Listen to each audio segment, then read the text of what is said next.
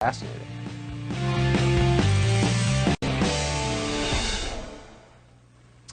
We learned on Monday that the drug company PFIZER, one of the biggest in the world, has a potentially viable coronavirus vaccine. We learned that just 6 days after the presidential election. You don't need to be a crazy person to wonder about the timing there. Back in September, the president said that he was informed he could expect to learn whether the vaccine would be viable by the end of October. We remain on track to deliver a vaccine before the end of the year and maybe even before November 1st. We think we could probably have it sometime during the month of October. And PFIZER is among the leaders, as you know. But it wasn't just Trump. Also in September of this year, the CEO of PFIZER predicted the same thing. He said, we would know whether PFIZER had a workable vaccine by the end of October. We have a good chance that we will know if the product works by the end of October, and then, of course, it is regulators' job to issue license or not. But what I know is that we had to go out. You think you could get the FDA to approve it as safe and distribute it across to Americans before the end of the year? I cannot say what FDA will do, but I think it's a likely scenario, and we are preparing for it. For example, we started already manufacturing, and we have already manufactured hundreds of thousands of doses. So we're going to know by the end of October. Now, it may or may not be related, but it is interesting that the man you just saw, the CEO of PFIZER, Albert Bourla, sold 62% of his stock in PFIZER on Monday. That was the same day the company announced that the vaccine worked and was coming. That was a prearranged stock sale. In effect, PFIZER's announcement allowed its CEO to cash out at exactly the moment the shares surged to one of the highest points all year. A statement released by Joe Biden on Monday raises even more questions about the timing of all of this. Biden said this, quote, "Last night, my public health advisors were informed of this excellent news about PFIZER's vaccine." That means that Joe Biden's team, the president-elect's people, knew it was coming on Sunday evening. What's interesting is the actual president at the White House said they learned about the vaccine on Monday and they heard about it from the media. PFIZER is a public company with obligations to shareholders and truthfulness in their statements. So I have to take at their word what they say, that they saw the data on Sunday and made their public announcement Monday. Right. I, as Secretary of Health and Human Services, learned about this from media reports on Monday morning, however. Kind of weird that the Secretary of HHS heard about it from media reports. Now, PFIZER, according to the newspapers who are covering this, was initially set to reveal its vaccine results in mid-October, but they delayed those results, quote, after discussion with the FDA. So we reached out to PFIZER to clarify what's going on here. They claim their CEO didn't even find out about the vaccine news until Sunday at 1:30 a.m., and then they worked all night to announce it on Monday morning. They denied politics had anything to do with this.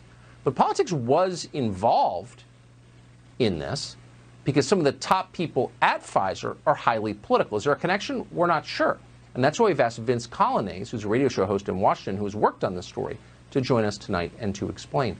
Vince, thanks so much for coming on. Is there evidence that politics, the effect was clearly political. I mean, it had an effect.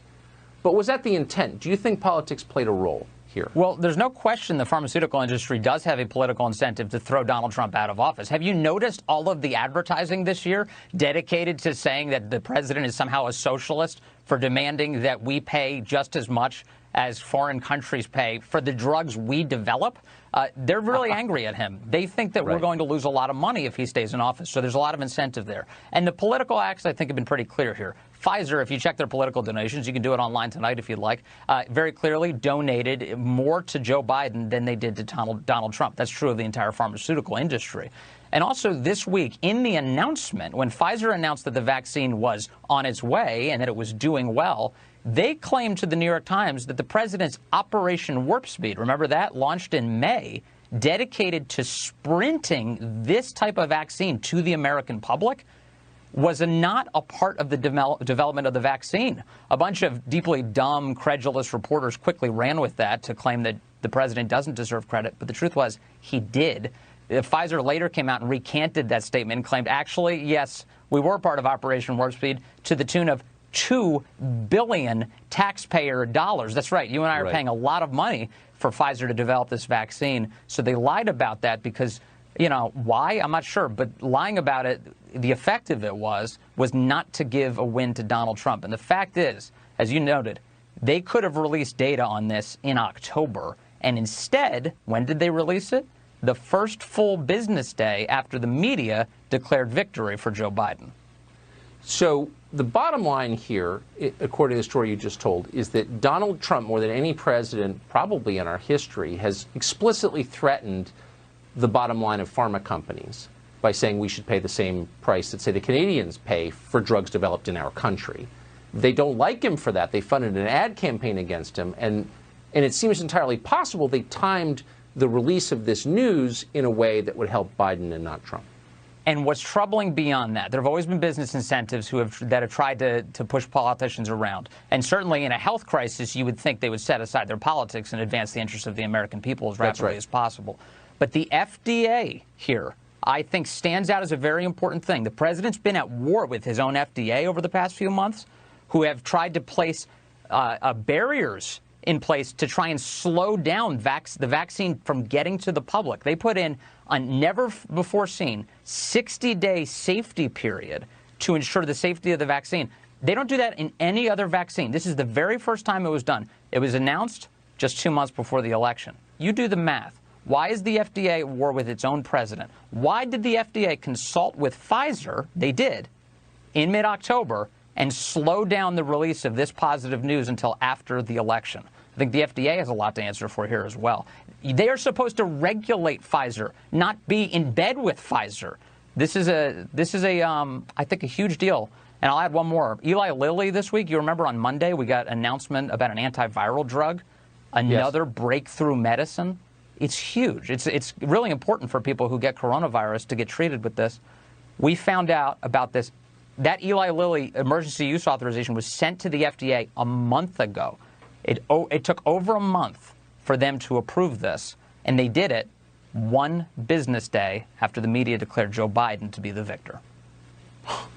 A lot of federal dollars, a lot of tax dollars moving toward these pharma companies. Vaccines are good business because, of course, they have indemnity from lawsuits.